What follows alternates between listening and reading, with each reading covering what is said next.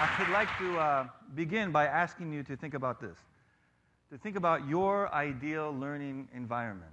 So actually, I'm going to ask you to close your eyes.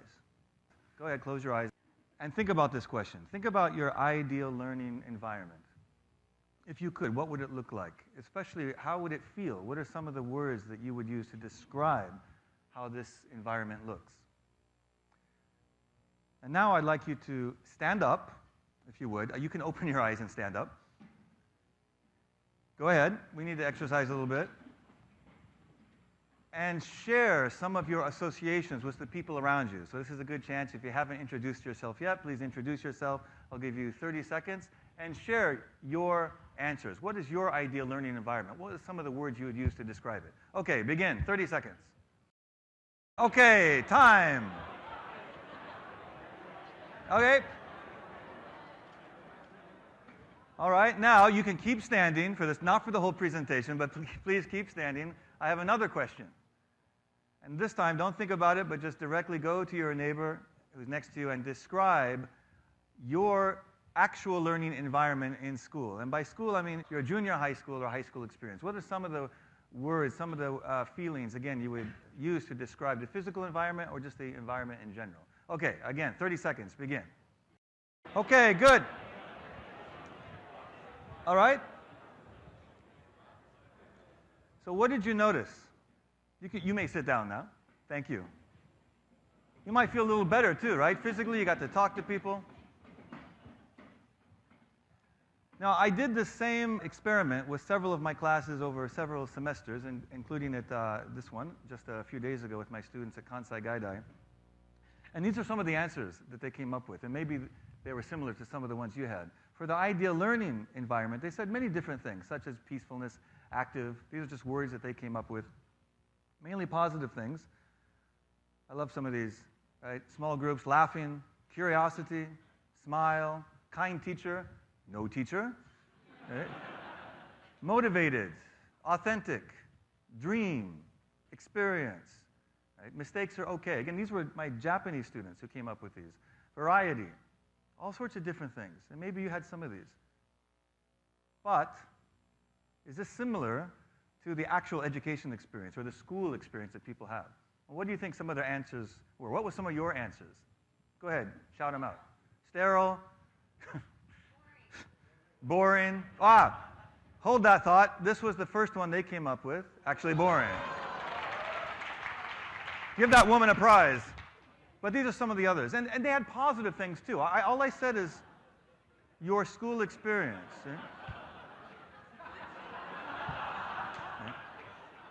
Right? Right? This one said, right, why do I have to study this? Silence. Oshiri ga itai. They come up with this, right? Only listening, taking notes. Felt, school made me feel stupid. Forget everything after the test. Reading comics in class. They told me if you sit near the back, the teacher doesn't notice that you're reading comics. Playing the PlayStation. Time is not their own, so they don't feel free. There's a sense of fear, and everything is timed, and there's bells to go to the next thing. So as we know this intuitively, we know this through our experience, but there's a bit of a gap between how people like to learn and how they do learn, and then the school experience. Not just in Japan, and not always in Japan, but of course it's everywhere across the world. I also asked him, when did you really learn the most? If I asked you, kindergarten, grade school, high school, college, graduate school, when did you really think you were learning the most? And interestingly enough, this is not a scientific poll, but over 60% in my informal poll would say elementary school. Even though it's a long time ago, they still remember that that's the time when they learned a lot. And I asked them to visualize what elementary school looks like. And this is what they come up with, something like this. They sketch out ideas like this. This is an actual picture I took at Tokyo International School. And here are students not using textbooks, but self-directed. They're actually engaged, and they're learning, and they're helping each other. This is the new school, Doshisha International Academy in Kyoto. This is, I think, third grade or fourth grade class. They're not in class now. But you'll notice it's not individual desks, but groups. And they can move those chairs around to be 2 or 3 or 6 people or 1. Carpet on the floor, so they can totally arrange as they need. And then this is the art class also at Doshisha International Academy. And this class is in English, by the way. But not just in Japan, we're not just talking about Japan, but across the world, as you go up to junior high, we begin to see the rows and the regiment, and you said sterile. This looks pretty sterile, pretty orderly. And then we go to college, and especially some of our science classes in the early years look something like this. And this is designed, of course, to prepare us for the real world, where we listen and we take notes. But the real world looks more like this, doesn't it? Collaboration, discussing, which reminds everyone more of grade school, not sitting in a lecture. So when you see this, how do you feel? Do you want to sit here and take notes? How many people have read the book Brain Rules by Dr. John Medina?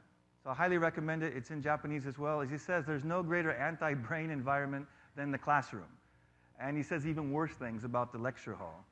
Now, when I see a picture like that, yeah, you laugh. You laugh because you made the connection intuitively. You know, if I just showed you a picture of chickens, you're not going to laugh, although they are a funny animal. But you saw the connection between the lecture hall and a group of chickens, because it's almost like we're asking the students to wait for that little bit of food in terms of information that we give them. And then we hope at midterm they will produce a knowledge egg or something. But it's very, very passive. And I'm not sure how many of you are familiar with this book by Donald Blythe. It came out 40 years ago with lots of evidence, especially evidence based on the classes in the science curriculum, that said this method is not effective at all. About the only thing it's good at is information transfer, but it's not better than other forms of information transfer. And it's really terrible at teaching understanding and changing behaviors and so on. And yet, this is still very common, especially in the larger universities, and especially still here in Japan. So you may not know, but the word lecture, to lecture, is actually from reading, because in the old days, of course, we didn't have the internet, and we didn't even have a lot of books. I mean, even when Gutenberg invented the printing press, it took hundreds of years after that before we had books everywhere. So you would come and someone would read a book. That was a long time ago. And still, even young people often at a conference will read a paper, hiding behind notes, a computer, and a lectern with students in front of tables taking notes.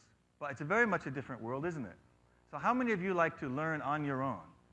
Open source learning, self-education. This is not a new thing, but especially now with the internet, with YouTube, and of course with TED. We can learn so much from TED and from online sources. So when we come together in the classroom, it should be for something different. So we know lecturing doesn't work, and we know that information transfer, even if you can get that and you assume students are listening, that's not really learning, is it?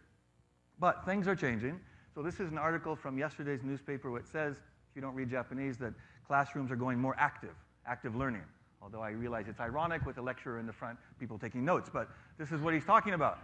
Things are changing slowly around the world. Okay, but so what? This is the reality, though. Yes, we like to get rid of the lecture halls, but they're not going away anytime soon. So the question then is, how can we engage even though we're using a lecture hall? Something like this. So there are a few things I'd like to go over very briefly. One is variety. So this is Dr. John Medina. He's metcha genki, and he knows the brain very well. But as he says, if keeping someone's attention in a lecture was a business, it would have an 80% failure rate. We all know that intuitively. It's sort of like complaining about the weather. Everyone does it, but no one's doing anything about it. So a lot of lectures are 1 hour or 90 minutes. Now, have you been in a boring lecture ever in your life? Anyone? Not this one, of course, but I mean other ones. And watch it. Anyway, a lot of lectures are like very didactic, just speaking, and then at the end, questions, right? And then the professor says, 質問がないですか? じゃあ、以上で終わります. Good night. And you think, I'm the greatest teacher in the world. They have no questions. So Nicholas Negroponte, who many TEDsters will know, of course, as the founder of MIT Media Lab, he said 25 years ago that good education has got to be good entertainment. And he doesn't mean the superfluous or the decorative, but that you have to engage students. Variety is one of those ways. So what could you do? We all have different things we could do. You could have an interactive presentation by the instructor first, very interactive, followed by active discussion, followed by an activity that the students do. Then you could have more discussion on that. Maybe you have a video, a TED video perhaps. More discussion, and maybe a summary, Q&A, something at the end. That's just one way. There are many things that you can do besides just the boring lecture. Most lectures and many classes don't ask students to do something, but we want to do, not just listen, right? Don't you want to do? So what did Confucius say about that? Remember this old chestnut, I hear and I forget, I see and I remember, I do and I understand. This should be plastered on the door of every school in the world. Students should be doing. We should be tapping into their natural curiosity and exploration. And my favorite spaceman, my favorite scientist from the United States, Dr. Neil deGrasse Tyson, has a great little quote about this. Kids are born curious. They're always exploring. We spend the first year of their lives teaching them how to walk and talk, and the rest of their lives telling them to shut up and sit down. Yep. Don't get them started. But it's true, isn't it? So why not this idea of having students teach? How many of you are teachers? Just curious. Teachers, lecturers, professors, some of you. How many of you have your students actually do a lot of the teaching each other, right? It's a brilliant way to actually go about it. And as Eric Mazur founded the idea of peer instruction, and he found out that nothing clarifies an idea better than explaining it to others. And we know this. We know this from experience. So these are some snaps from my afternoon classes at Kansai Gaidai with my foreign students. This is a business class, but they're actually doing total quality management rather than just listening to me talk about it. And they can have fun. This is role-playing. These two students from Germany were very happy to play the roles, no problem. There's a student from France explaining Hofstede's dimensions and using paper and a cube, not PowerPoint. They could have used PowerPoint, but they decided, no, we're not going to do that. Students here singing a song about labor management issues that they wrote. They didn't have to do that. That's something they did. So they did lots of different things in class. So, as Mazur says, you can forget facts, but you cannot forget understanding. And there are many different ways to have students come to actually understand. Now, moving is very important, too. I tried to have you move a little bit, but we don't do enough for that. But you can do it even in a lecture hall. I was lecturing, or not lecturing, I was speaking at Oxford, and someone took this picture. And then a little bit later, they're not leaving, they're actually engaging, and they're doing something. So we have to move, and they're very open to doing this kind of thing. Here at Kansai Gaidai, you can see students up and moving. You can do that in the lecture hall. But what about multimedia? How many of you have ever used multimedia in class as a student, as a teacher? And when you think of multimedia, you might think of PowerPoint. Or Prezi, which is much better, as we know. Sorry. Now, speaking about PowerPoint, going back to John Medina, he says we should toss our PowerPoint, and the reason is it looks like this, and this leads to this. And we don't want to do that. You think I'm kidding, but this is an actual picture I took. I won't say who it is, very famous politician there. This was a very important presentation, 2 hours. After 10 minutes, I took this picture, sleeping. It's very, very normal. And people say, why do Japanese sleep on the trains? Now you know. PowerPoint. Well, stop it. I'd like to play another little video clip. This is from the Lecture Fail Project, from the Chronicle of Higher Education. Students sent in their ideas about the college lecture, and here's what they had to say. Just a few clips. I've had a lot of boring class lectures. I'd say most of my classes are pretty boring. I feel that the majority of my lectures are boring and the inspiring lectures are in the minority. If I have to sit through a lecture where there's a PowerPoint and the professor stands in front of the class, reads word for word off the slide, I'd fall asleep. That's not learning.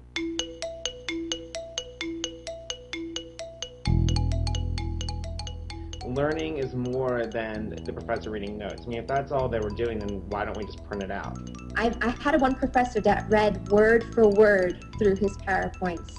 And I mean, that's just not the point of a PowerPoint. It's just, it's just so a different way of using technology. I don't think a lot of professors use it well too much a lot of the time, unfortunately. So many professors do not use PowerPoint well. So visuals should be visuals. This is the idea. If you use PowerPoint or whatever software you use, it should be visual. And I learned this when I was 17, when I was in biology class and I studied photography for the first time.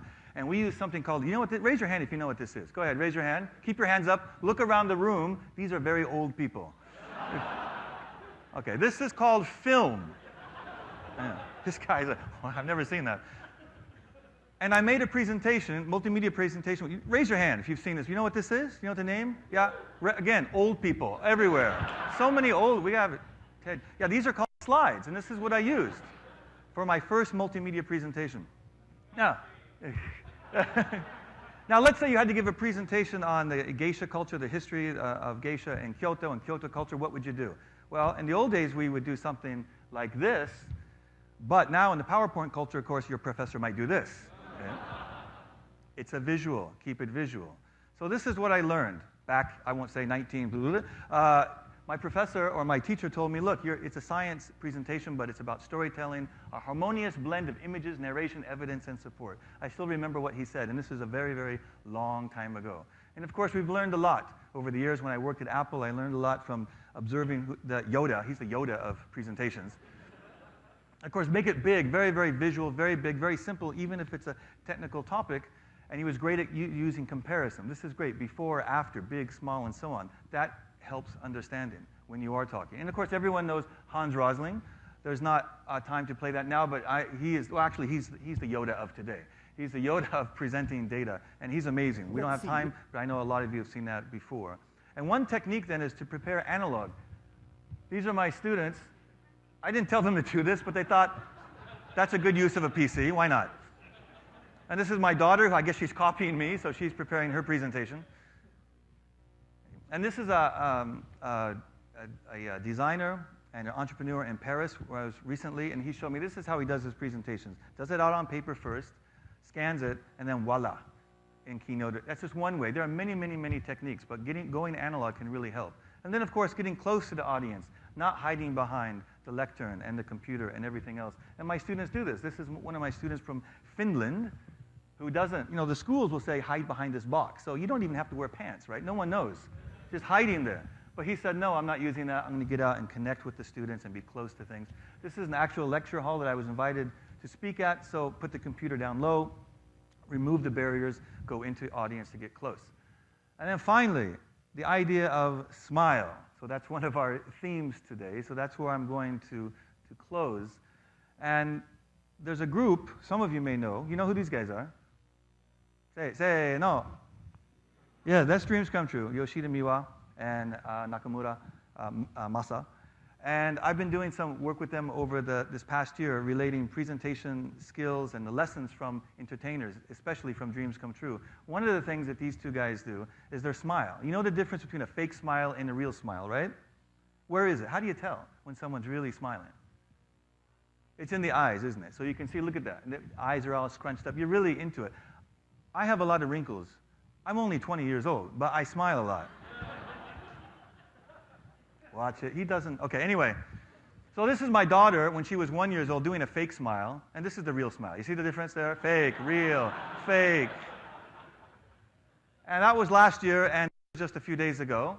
So there's the real smile. And then a miracle, it's a bit of a miracle, happened just yesterday.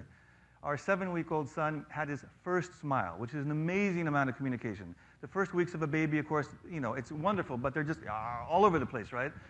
But this connection, look at how much connection is that. I recognize mommy. We have a connection. It's an amazing thing. So what if you took this spirit of smile and connection and took it to your class or to your lecture? Maybe you could change this class into this one. All right. Thank you very much. You've been a great audience. Thank you.